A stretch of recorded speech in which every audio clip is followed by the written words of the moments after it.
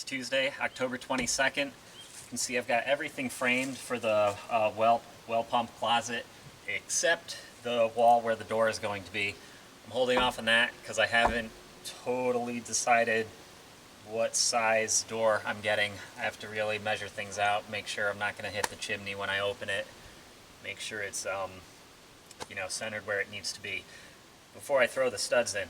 So I'll be up here for a couple more days.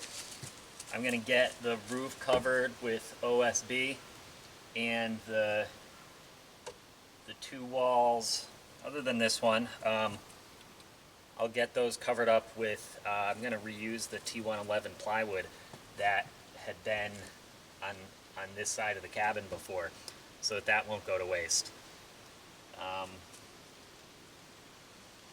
Yeah, and then this will be done enough that I can just throw stuff in here to get it out of the way, and that'll be nice.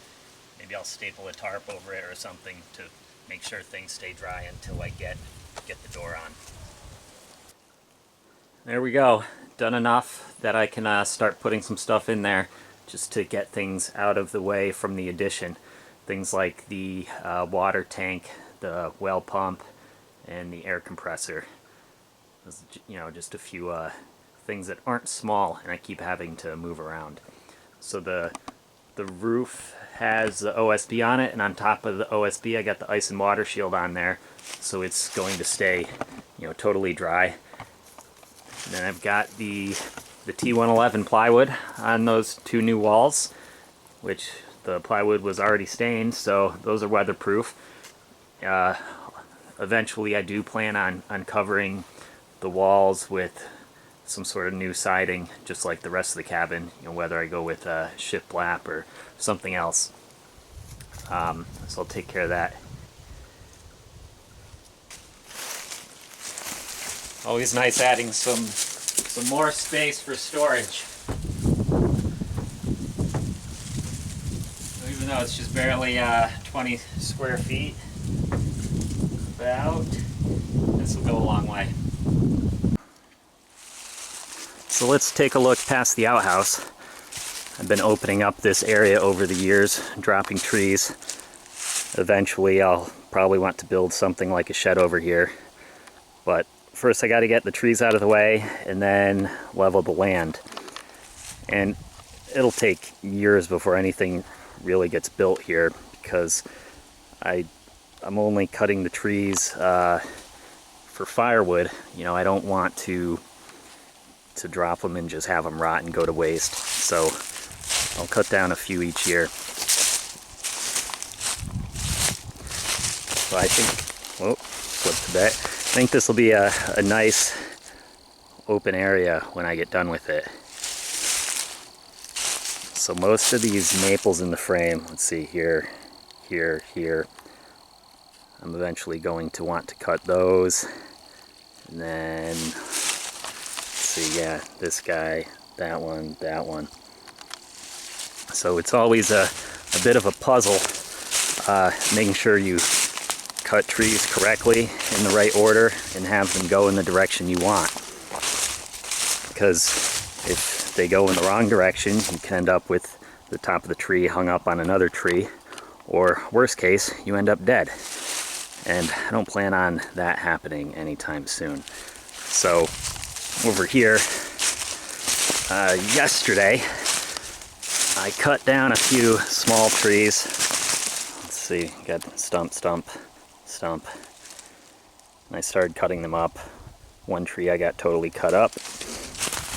I'll get to the rest, but really I cut those down because I want to drop this tree, and those little ones were in the way. So like I said, got to do it in the right order and have them go in the right direction. Start with the smaller ones and to get those out of the way, and then work my way up to the bigger trees. That way there's nothing there for them to get hung up on.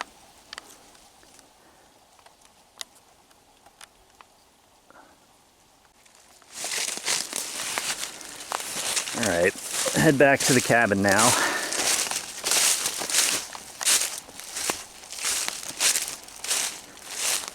See it in the distance over there. with its new profile with the well pump closet hanging off the back of it.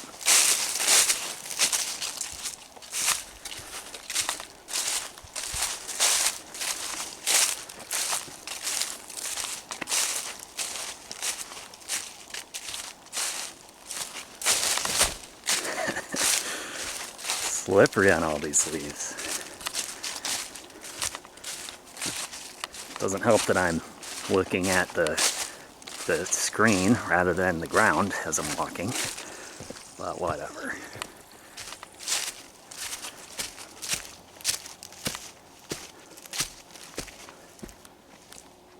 There we go.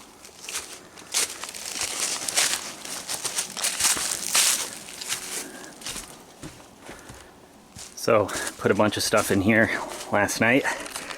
Big stuff to get it out of the way, stuff I don't really need right now.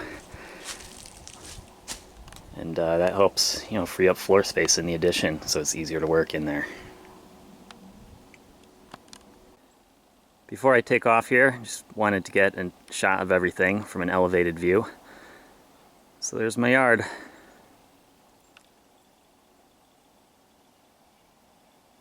There's the cabin. It's sure come a long way.